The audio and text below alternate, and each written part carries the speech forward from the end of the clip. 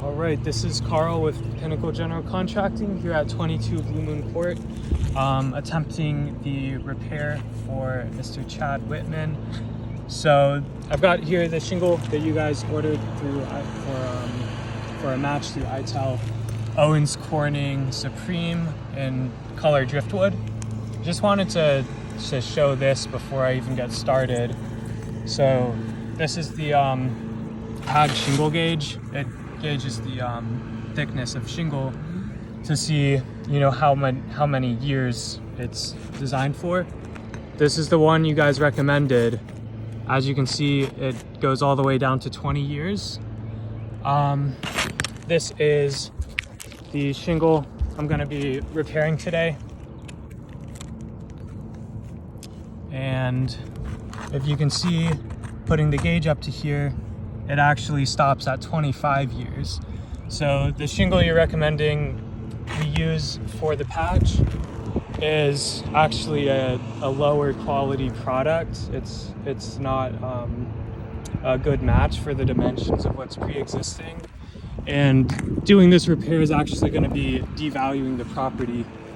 Another thing I just wanted to point out before I get started is a couple of previous repairs already exist on the house from the past couple years. For instance, right here, you can see these shingles are different. And if you look at the top of these shingles, there is some degranulation and creasing that's pretty visible, just from attempting to repair in the past. It's actually every single one of these shingles above the previous repair has those issues, which is, further indicating that a repair isn't really going to be viable on this roof. Nevertheless, I will attempt it as ordered, and we're going to see what happens.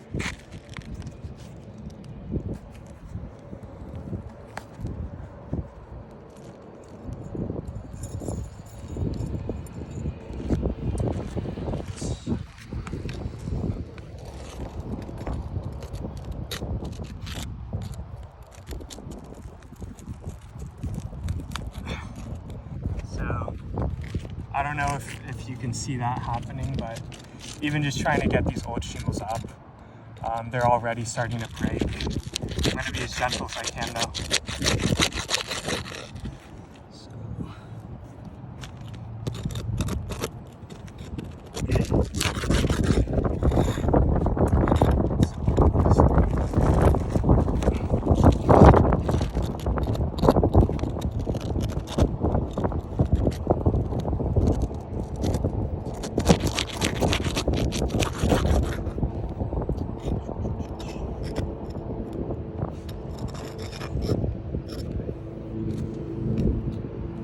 Oh yeah, and try and get like a close-up of all these shingles above it, so we can kind of compare before and after. All right. So these nails aren't too overdriven, that's good.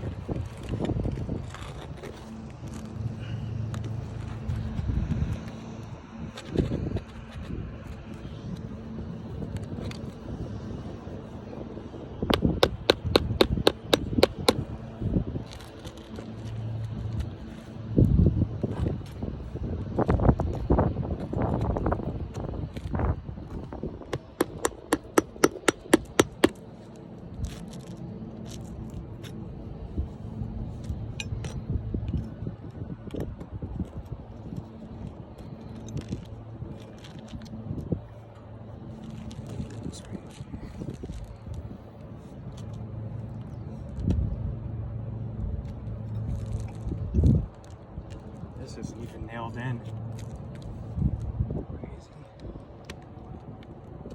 Oh wow. So whoever installed this roof previously only used 3 nails per shingle, which seriously goes against any manufacturer guideline.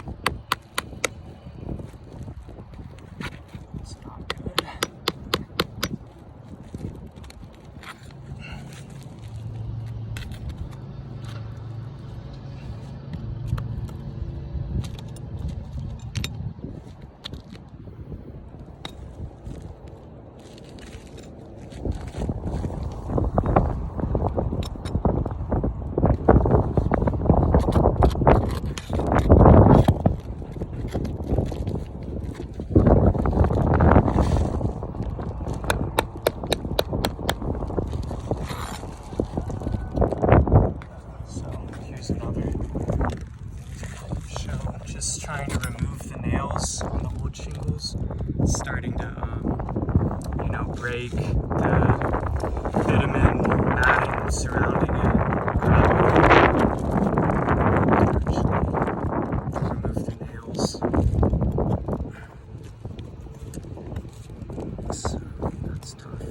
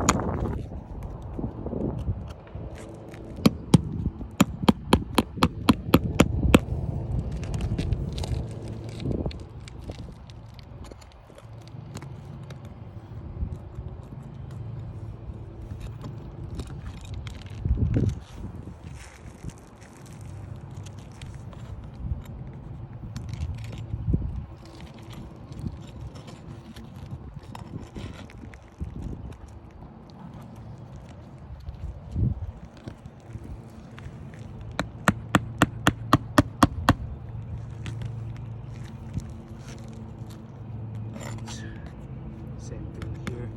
The shingle breaks instead of actually removing the nail, and then you have to get in from this angle, which is not easy.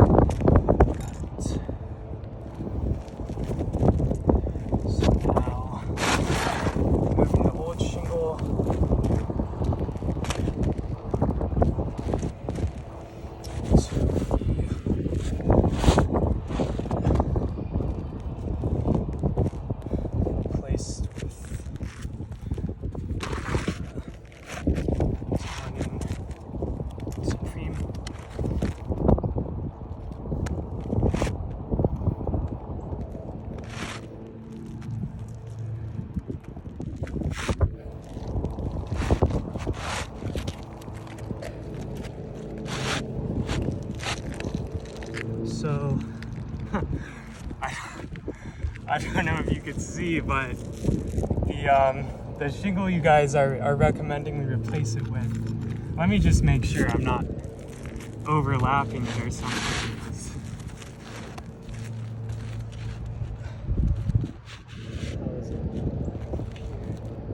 So, okay, it's not quite as bad as I thought it was, but we're still about half a millimeter shorter on here. So the reason that's significant, let me make sure these are flush, is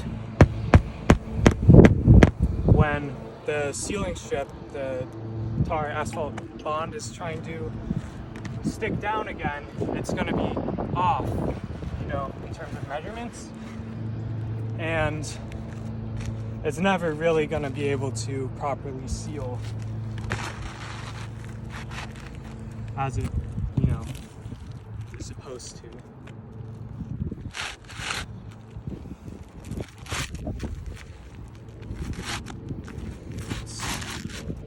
I'm gonna try and line it up better.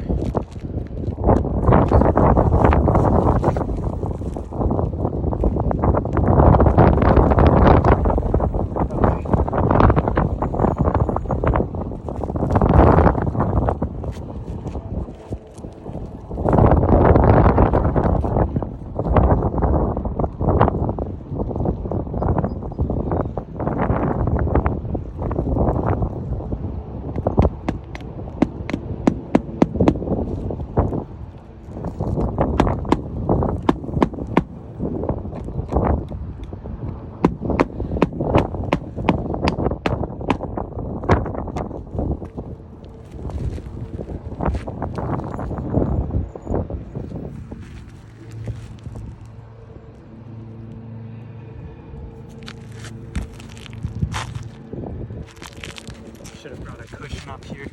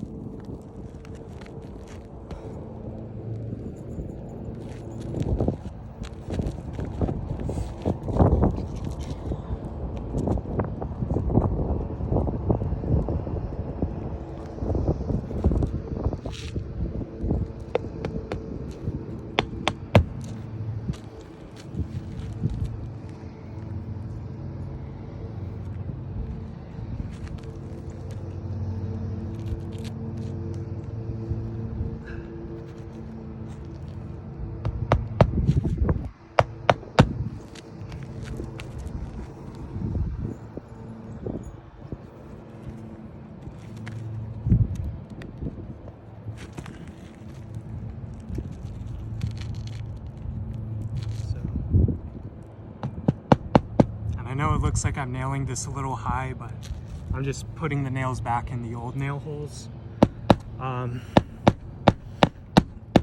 If I didn't, that would be, you know, a leak hazards.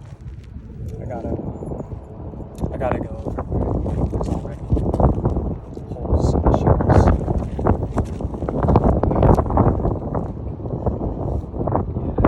As you can see, these were only nailed with one nail per shingle. I am gonna go over and double that up because I do want to attempt to repair it properly. Just two nails.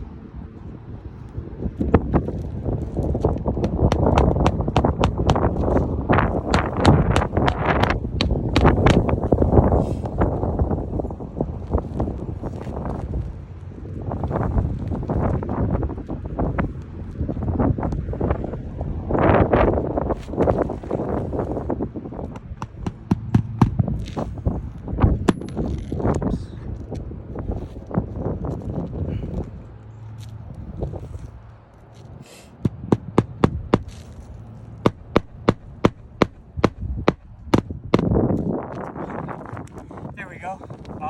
So I have completed the repair.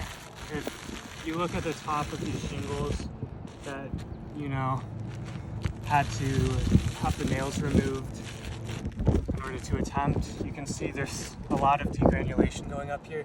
You can try and like get a top shot of this. So, I mean, here, this is the only one that's not too bad, but you can still see it's happening on the corners there.